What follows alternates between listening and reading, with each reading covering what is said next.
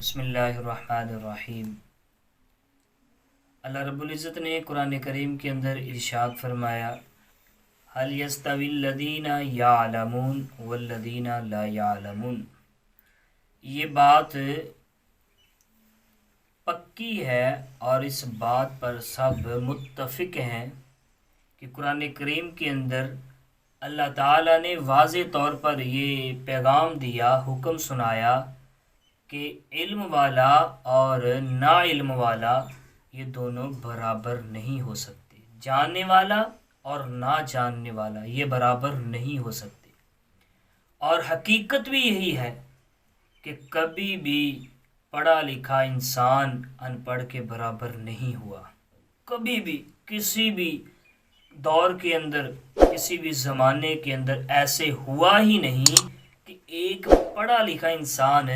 ان پڑھ کے برابر ہو جائے۔ اور جب ایک پڑھا لکھا انسان ان پڑھ کے برابر نہیں تو پھر ہم حضور والا یہ بات کیوں کہہ دیتے ہیں کہ جی فلاں عالم کو کچھ نہیں پتہ،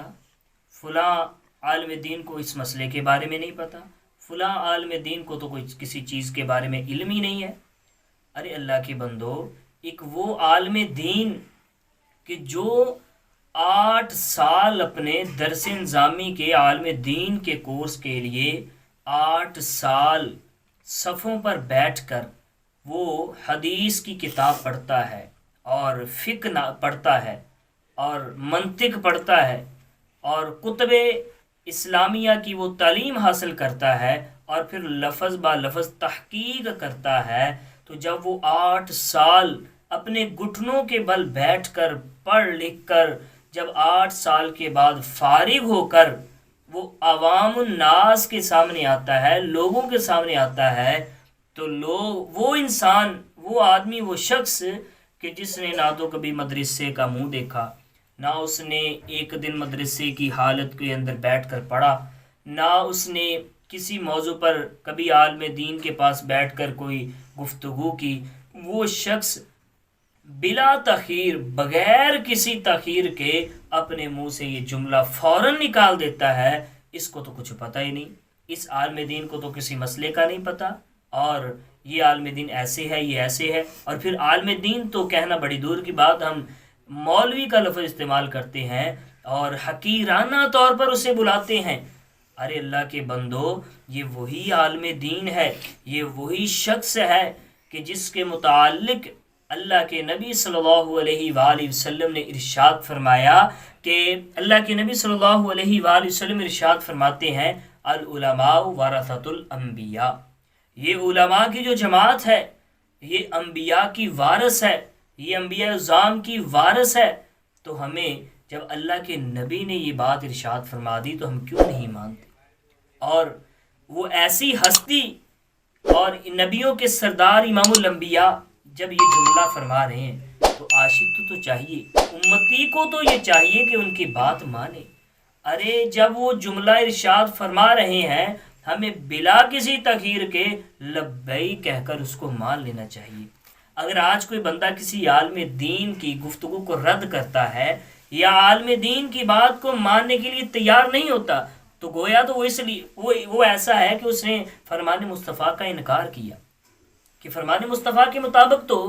وہ انبیاء کا وارث ہے، وہ نبیوں کا وارث ہے، تو اس کا مطلب ہے کہ ہم نے نبیوں کے وارث کی بات کو ماننے سے انکار کر دیا اور ہم نے عالم دین کی بات کو ریجیکٹ کر دیا۔ اور دوسری حدیث مبارکہ کے اندر فرمایا، حضور نبی رحمت صلی اللہ علیہ وآلہ وسلم ارشاد فرماتے ہیں، امام الانبیاء نے فرمایا، امام الانبیاء کے غلام و دیوانوں امام الانبیاء نے فرمایا کہ یہ جو میری امت کے علماء ہیں یہ بنی اسرائیل کے نبیوں کی مانند ہیں۔ کتنی بڑی مثال اللہ کے نبی نے ارشاد فرمائی، اور بنی اسرائیل کے نبیوں کے ساتھ اس امت کے علماء کو ان کی مانند قرار دے دیا،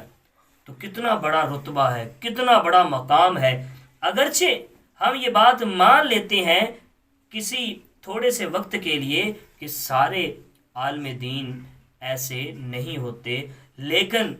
بھلے کوئی عالم دین کیسا بھی ہو ہمیں یہ حکم ہے کہ ہم اس کی قدر کریں۔ میں ایک کتاب کے اندر پڑھ رہا تھا کہ اس کے اندر لکھا تھا کہ جو بندہ کسی عالم دین کی قدر نہیں کرتا، اس کو حقیر جانتا ہے اور حقیر جاننے کے بعد اس سے نفرت کرتا ہے، تو مرتے وقت اسے اللہ تعالیٰ ایمان پر اس کا خاتمہ نہیں فرماتا۔ ارے ہم اس عالم دین کی گفتگو کو بلا کسی تغیر کے رد کر دیتے ہیں کہ ہمیں اس نے ایک مسئلہ بتایا، اگرچہ اس سے جو ہے وہ تھوڑی بہت بھول ہو گئی، ہم کہتے ہیں یہ تو عالم دین ایسے ہی ہے، اس کی کوئی بات بھی ٹھیک نہیں ہے، ہم اس کو رد کر دیتے ہیں۔ ارے عالم دین اگر اس کا یہ مقام و مرتبہ نہ ہوتا تو امام الانبیاء اتنی شان علماء کی بیان نہ فرماتے۔ اور علماء کے متعلق فرمایا کہ ایک عالم دین کی